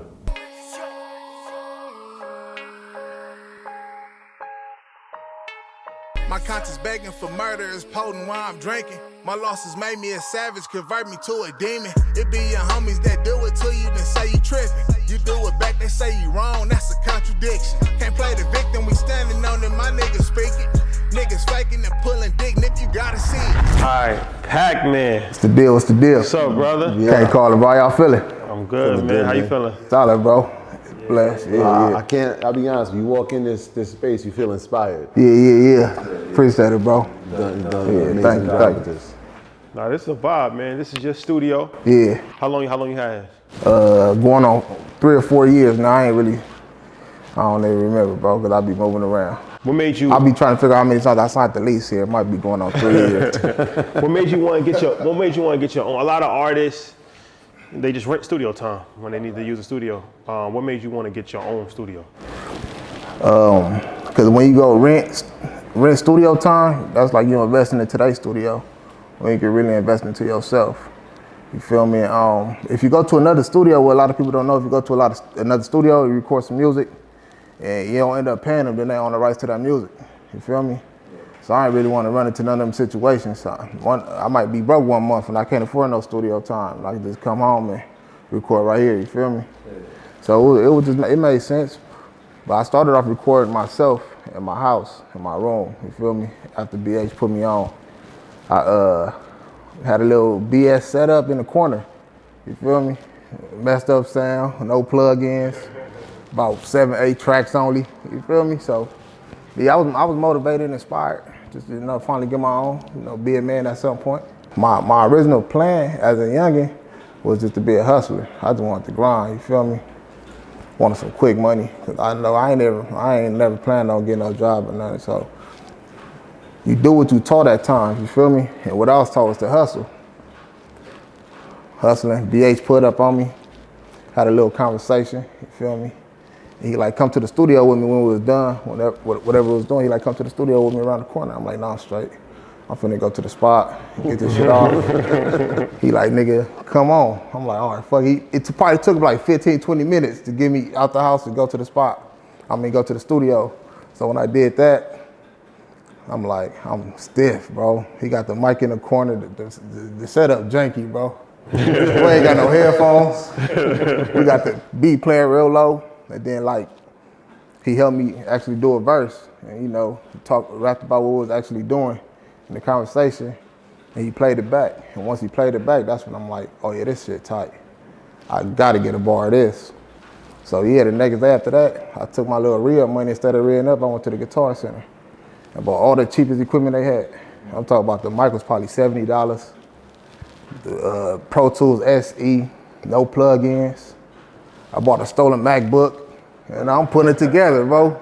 And yeah, I was inspired after Hoagie took me to that, you know what I'm saying? Took me to the studio and let me get it in, for sure. When'd you meet Nip? I met Nip, see, originally. Cause you're younger, right? Yeah, I'm younger. I think I'm what, 6, 7, maybe 8 years younger than Nip. I'm 31. What, Nip like 37, 38 right now? Yeah, so I first seen Nip grinding. That's crazy. I was coming home from school. I already heard him because I seen the CDs in the store. You feel me? This nigga seen him flow through the hood, past the block and all that. But written first conversation was at a liquor store on 8th Ave and 60th. And he was filming like a documentary. It might have been a video. He was with the homie Dob. They were like in a beat up Toyota or something. Where like Dob recording a video. I think some of the footage on YouTube too. That's when I first had my first conversation with Nip. And then it's crazy because after the first time, that's when we started seeing each other more. Because at this point, I'm outside now. I'm bending the corners, I can run into Nip now, you feel me? Then we kind of just, it was like some natural, it ain't gonna be like no corny, old, nothing like that. It was just like a natural gravity to it. Like, when you meet a real nigga, you know. And then when you meet a flawed nigga, you like, yeah, I ain't fucking with cuz. You feel me? But man, that's pretty much how I first, like, my first interaction with Nip. Then after that, it's been just kind of building, like, slowly but surely. Now niggas say, cause every day, cause I'm getting out more. I'm 14, 15 now, so I can really hang out. You know, Nip been hanging out. So once I was able to leave the gate and really explore the hood a little bit, that's when I was able to, like, you know, run into hustle and shit. So like when All Money In, were you original member? Nope. I wasn't even thinking about rapping when they had the All Money In thing going. I'm a fan of music, listen to a lot of music, but that's your question. I wasn't an original member, it just kind of formed that way, randomly. Once BH introduced me to the mic, I'm recording every day now. Opposed to going to the spot, I'm staying in the house recording music. You feel me? Putting it out, letting it hear it. Then, it was one time, I don't know what happened, bro. Nip just told me, like, yeah, put the All Money In stamp on the cover. And that's just how it was. And then after that, that's when I knew, like, oh yeah, that's what it is. So it was never like one day it just happened. It just happened, bro. It just happened. Naturally. Like, man, put the All Money In stamp on there. Come on, for sure, send it to me. Oh, say less. Say less. Oh, God. Say less. Initiation. Sure. Yeah. So, talk about, I was just talking to Cobby about this, and one thing that's very impressive about you guys is y'all each got your own thing going. Even when I was talking to Blacc Sam, he was like, he really wants people to know that. Like, everybody got their own thing going. He's like, you got to play ball, like the marriage. It's different people doing different things. Y'all all connected, but y'all all stand on your own 2 feet. Yeah. How important was that? Like, was that Nip's, whose idea was that to really push that and like nobody's dependent on another person? Everybody got to be independent on a certain level. I think we all just grew that way because it was never a conversation to where you need to do your own thing, you need to do your own thing. We just showed up like that. You feel me? Just showed up on some play ball shit, 25-8, you know, blue strip, A and B. We just showed up like that. It was already like, something was already pressing. We already had it in our minds, like, let's go beat all shit. Everything that we like represent, as far as like play ball, before the music, I've been pressing play ball. Where I come from originally is like going to spray paint in other niggas' hoods. You feel me? Put roller 60s, put your name, play ball. See what y'all on. That's originally where it came from. But since it's mine, I can do what I want with it. You feel me? If I want to take that from gang banging and going to other niggas' hoods to put on a t-shirt and push positivity, push ownership, push leadership, you know, stuff like that. And that's what I ended up doing. Put it on the t-shirt, let's make some money. You feel me? It's for everybody. It ain't just subject to the hood. You feel me? Because the biggest supporters came a lot from the East Coast, for sure Japan, you feel me? So it was like, we came like that already. Like, this is what we believed in. It sounds like you all had that natural grind, that natural hustle. It was natural. Oh, yeah, so that sense of ownership, was that something just being around became ingrained inside of you? I want a nigga who, when I was a kid, let me get some chips. Nah, I'm gonna go get 50 cents from my mama. I need my own chips. Yeah. And I've been like that with everything my whole life. You feel me? I don't want to buy another nigga car, I need my own. You feel me? Yeah. So like when we walked in, obviously I said it's immaculate, you can feel inspired. But another thing that I noticed is the level of organization. Yeah.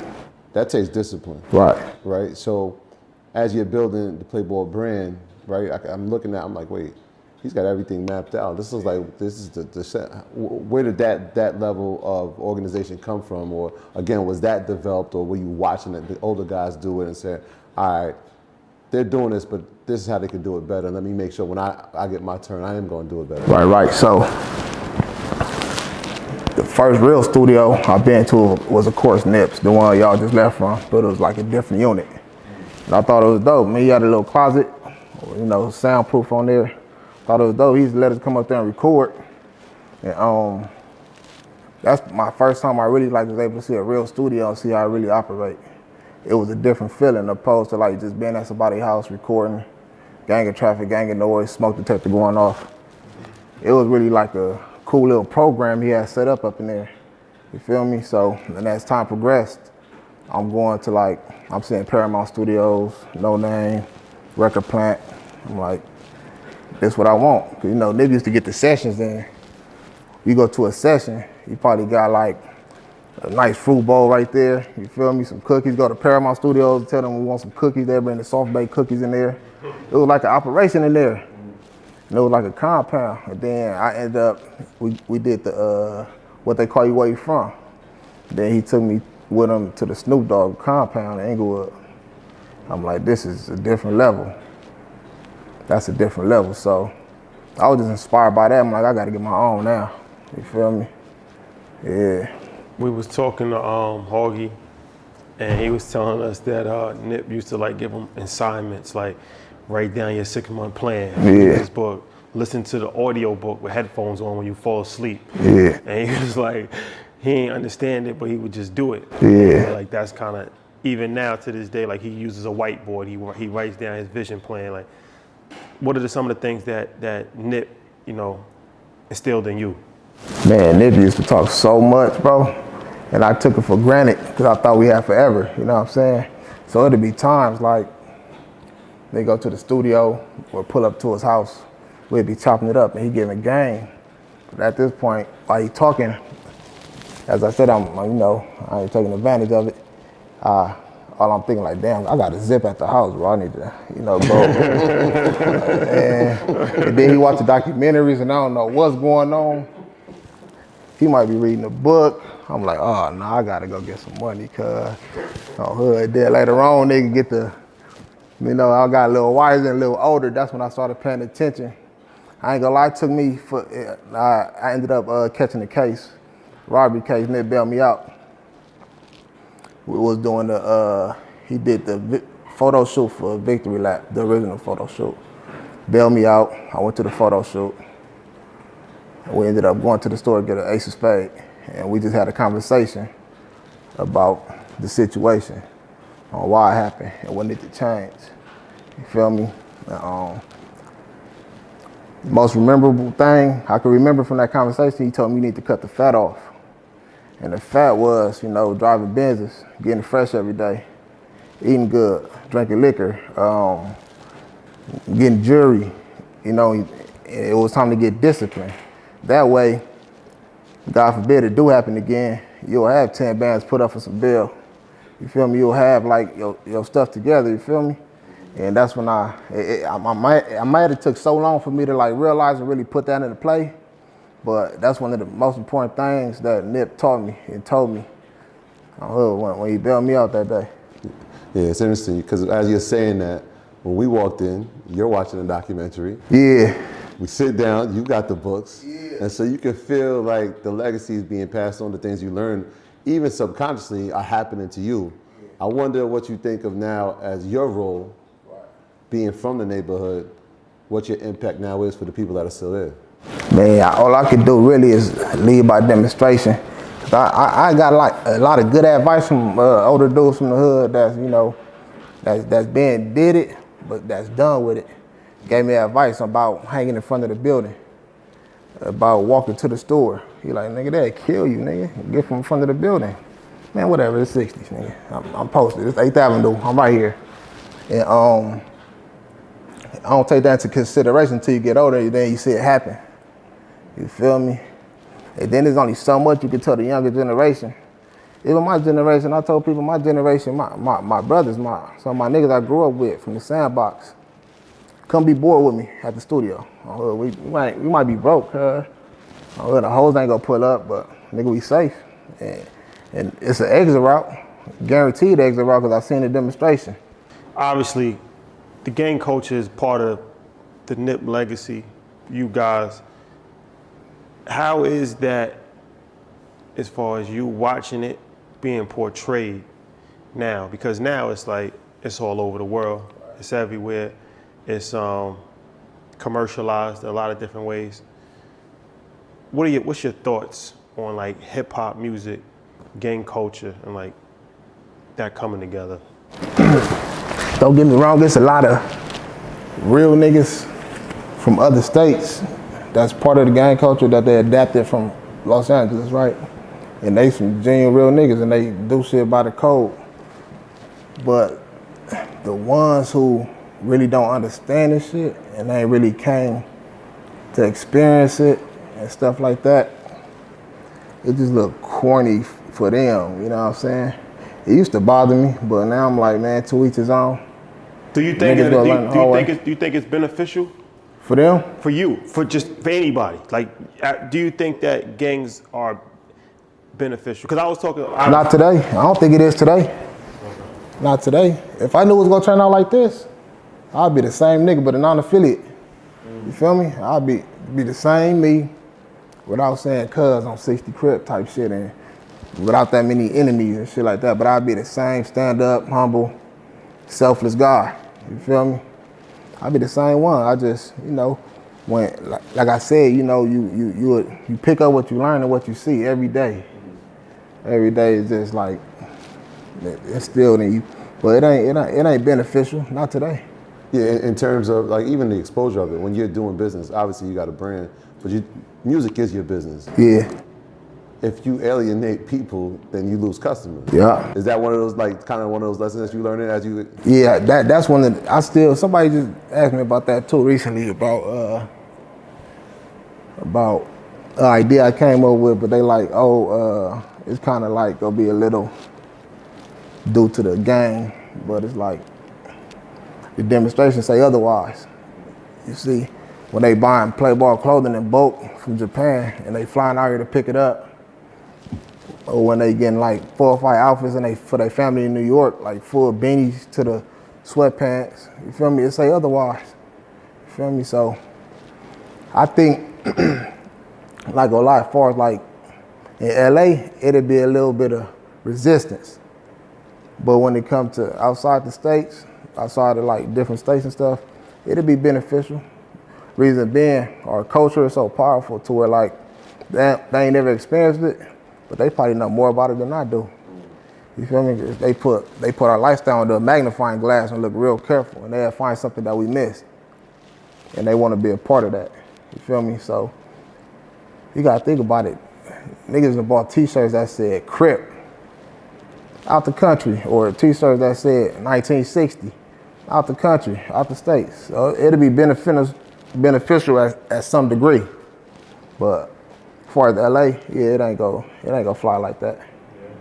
It ain't really no unity out here like that. It's like every man for himself. It's still a dog-eat-dog world out here.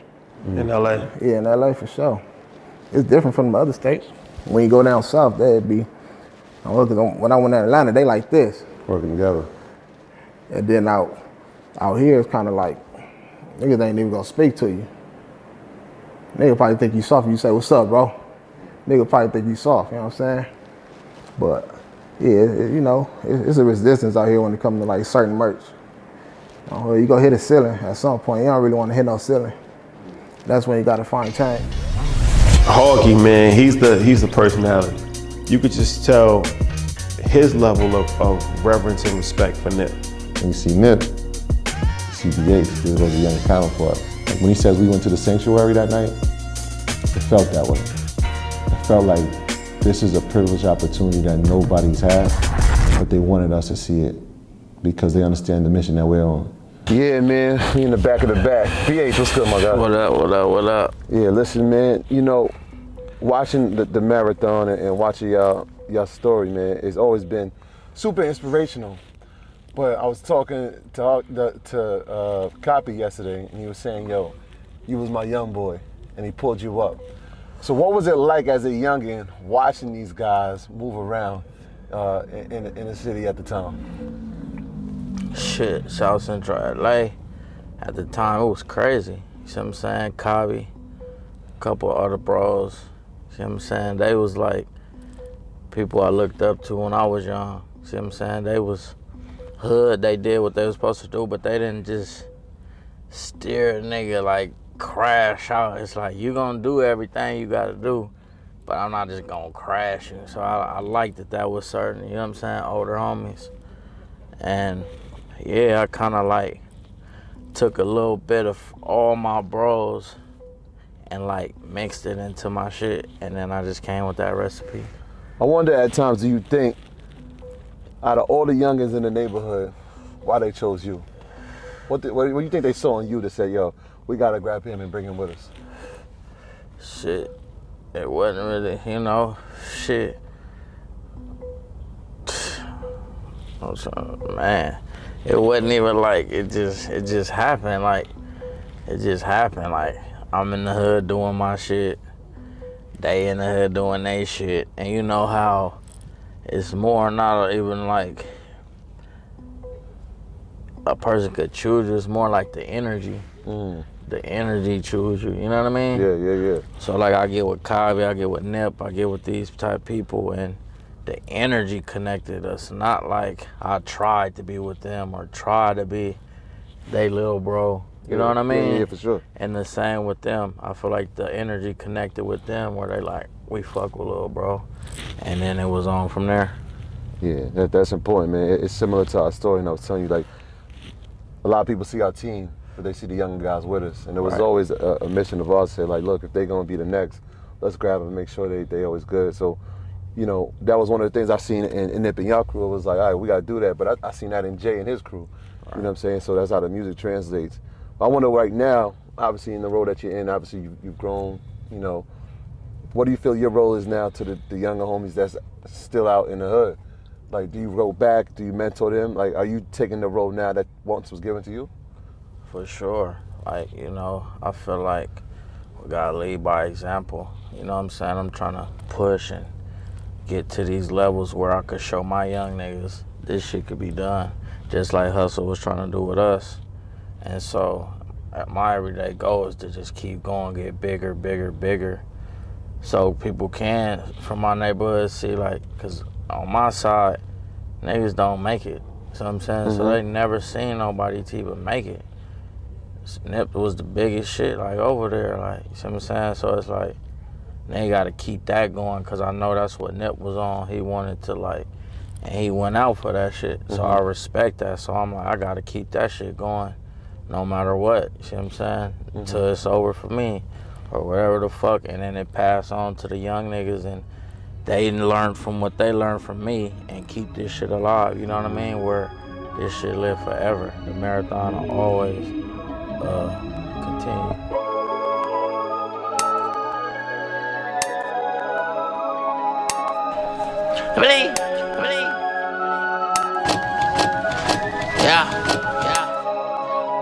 Plus my back, only smoking blue magic. Big boss, Corleone, giving them no passes.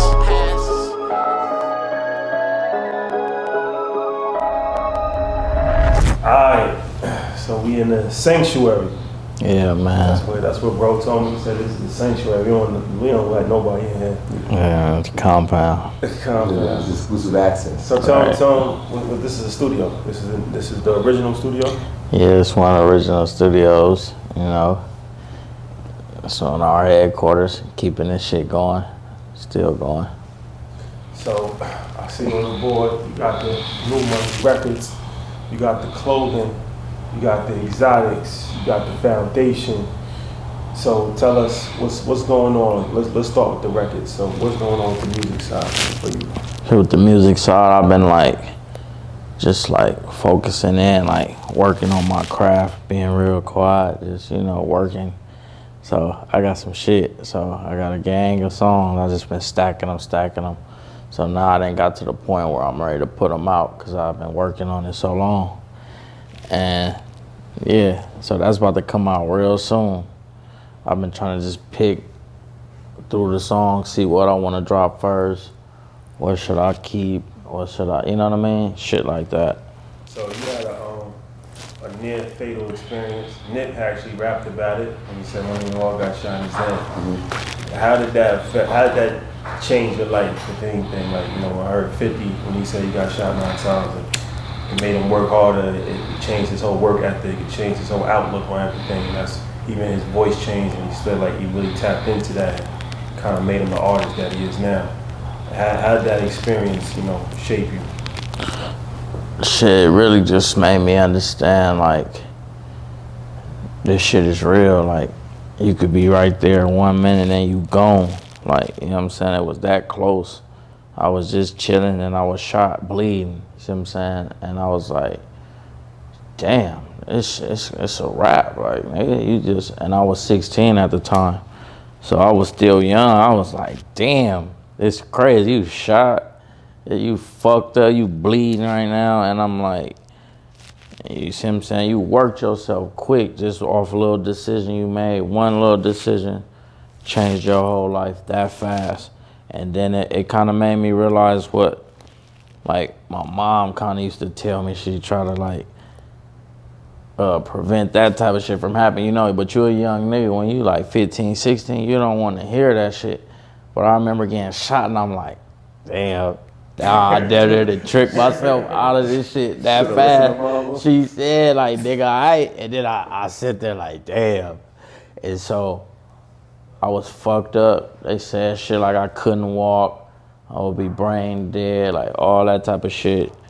And when I bounced back from that, Hustle really kind of grabbed me up like, you about to do some other shit. Like, and I'm like, come on, man, I'm with that. Like, let's do something. So that went to that, and then I started just sitting in the studio watching him work, and I'm trying to hustle, do little shit, and I used to be like, bro, this shit boring. Like, how you stay here all day? Like, bro, you ain't depressed? Like, looking at these same walls, he wouldn't leave, and I'm like, bro, I'll be back. Like, I'll feel you, but I'll be back.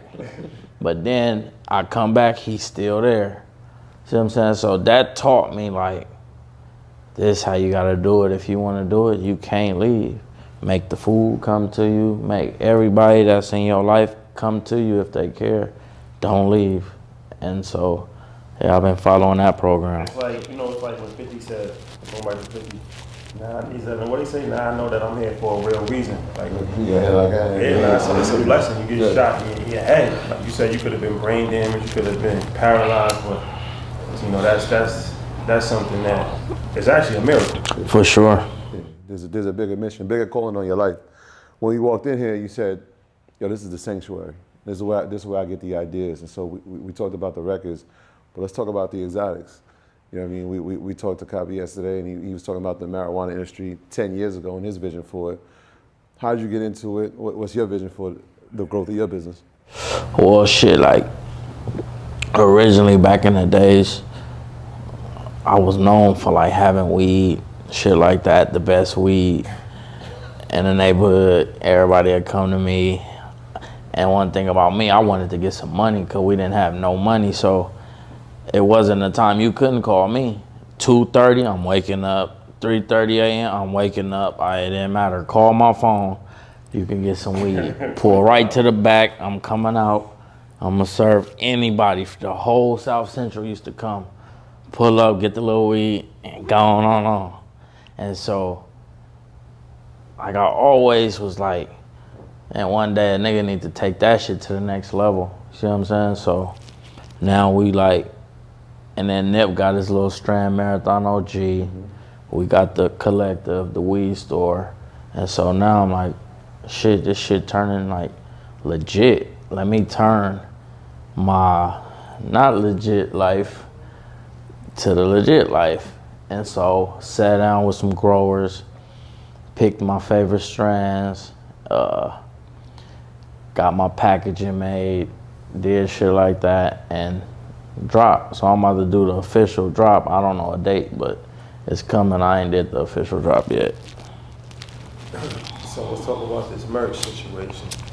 You got a hoodie that has a $100 bill on it, and you say that's gonna be a capsule that you're gonna be dropping soon. So what's the deal with the merch? What inspires you with fashion? You seem like you into fashion. You've been in fashion your whole life? Yeah, you know, always been in fashion. Like when I started, could afford it. You know, it was time niggas just had to wear what he had. But yeah, when it got to the point I could afford it, hell yeah, I want to put that shit on every day. So, like my hoodie, what kind of inspired it, like they call me Bluey because it's like the blue money. Once I got that blue money, it kind of turned me on. I just went bright. And so with my clothing brand, I kind of wanted it to be like, kind of like about me and kind of like how I live and what I represent. So I'm the Blue Strip. I call myself Blue Strip also. I got a lot of names. So I'm Bluey, Blue Strip, all that. So I was like, man, I gotta put a blue strip on every hoodie. people like, well, you crazy, you gonna have to put the money on it too. I was like, shit, fuck it, I'm just gonna have to put the money. And so I had that idea for so long, like, I don't know, maybe like 10 years or some shit like that. I just had the idea, like, and then recently I was just like, man, why don't you bring the fucking idea to life and make the shit happen and put them up, like. And so I went and pulled up on my boy, hollered at like Blacc Sam, got some ideas from everybody that I fuck with, Mortar, who else I pulled up on? Couple dudes, you know what I'm saying, that I fuck with, and I fuck with their vision of Two Fly. He got the vertebrae, shout out vertebrae, it's my boy. Pulled up, got some ideas, and I went to my dude factory, and I told him the concept, the idea, gave him the 100, picked the color, came with some artwork, and he brought it to life. You see what I'm saying? He made that one, and I was like, yeah, now I could see it. Now I'm gonna tweak little things, add little tags and whatever, and then it's ready to go. I'm just gonna drop it. $100 mixtape to the $100 bill on the sweatshirt.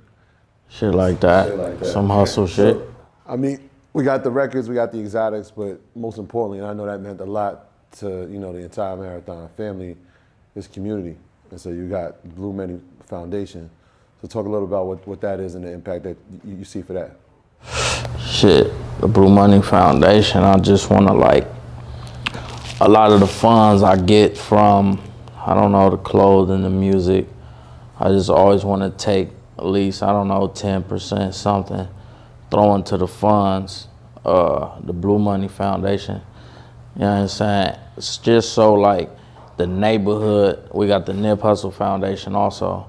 So just so the neighborhood, like the kids and the people that's growing up after us, when they don't have like backpacks and shit like that for school and all that, the Blue Money Foundation or the Hustle Foundation, we covering all that. You know, if you really serious need it, we got that. If you really serious need a MacBook and you a kid that's in school and you really handling your business, we'll buy you a MacBook. But you need to come on and show the right shit that you really been working. I'll go in my pocket and get the MacBook. See what I'm saying? So that's kind of how I want my foundation to be, just about like giving back to the people that really need it. Is that something that's been fundamental in pretty much everybody's business? It seems like everybody has their own independent thing, although it's a family all money in. Is the community give back a foundational principle inside the businesses? Yeah, it is, because you know, like, when you come from nothing, you know how it feel to be like, have nothing. I'm sure, like, we all come from, like, where it was thirsty. We didn't have no bag to start with, so it was like, when I be able to have my bag and, you know, do my shit, I think back, like, I remember I was like y'all one time. So it's like, if I could help y'all, take this. I can't give y'all everything, but here, take this. You know what I'm saying? To keep going, don't stop, shit like that. So how is it important for all y'all guys? That's still like, it seems like y'all real close, like the whole All Money In. After Nip passed, like, how important was it to just still remain close and be each other's support system? Because I'm sure everybody got their own issues and everybody deals with things differently. But you know, how important was that to still remain as a unit, even though Nip is no longer here? I feel like it was very important to, like, keep the squad together, because it's like, fuck us, this was Hustle built. Hustle seen something in each person where he put this together, you know what I'm saying? And he made a play that's, it's like, okay, fuck if I like it or not, or if y'all like it, this Hustle play. So if y'all fuck with Hustle, everybody, we gotta keep this shit together. And so I'm like, I always just said, I'm gonna do my part. And I just do my part in this shit, you know what I mean? Whatever the squad need from me, or they call, whatever, I'm on that. So what's the vision moving forward? What are you most passionate about? You got the music, you got the cannabis, you got the clothes. Like, what's What's your number one passion that you really, really want to pursue? I'm just really trying to like take it there. You see what I'm saying? Like my mission, hustle, we used to sit in here and just focus on like taking it there, like doing some shit that never been done. You know what I'm saying? Being like Warren Buffett, but from South Central, that never been done. You don't know a nigga that got 60 billion, that's from South Central. You see what I'm saying? Shit like that we used to be on, and I used to be like, yeah. I'm like, that sound tricky, husband, but hey man, I believe in it, we could try it. I'm with it, let's try it. He like, no, Hawk, trust me, bro. Let's just stay down, fuck all that, we gonna just, and I'm like, all right, well, I'm right here, let's go. And so, to this day, I'm still on that mission. Like, Warren Buffett, this shit, go grab that money. Go get you 60 billion. Now, like, that's damn near like, all right, you did something. Because now, you can go turn everybody up. You could turn the hood up. You can look out, you know what I'm saying? But if you don't do that, you ain't really done nothing. Like, I'm trying to do some shit that ain't been done. That's really the goal. Like, I'm trying to take it to a level where I scare myself. Like I like that you said that you want to take it where nobody's ever gone. Right.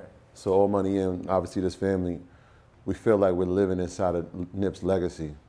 But I want to know, as an individual, what do you want your legacy to be? Shit.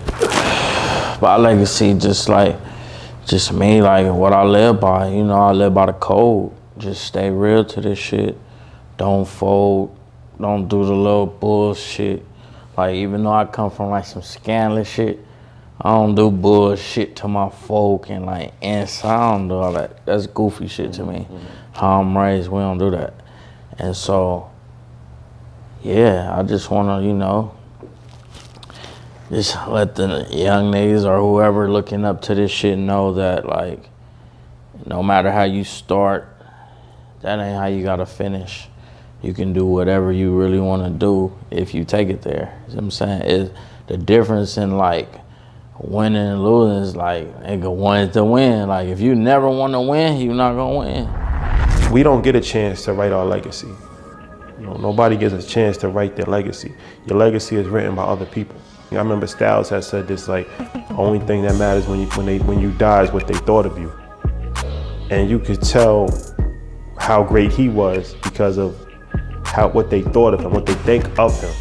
The one common denominator between every single person that we spoke to is how close they hold Nip.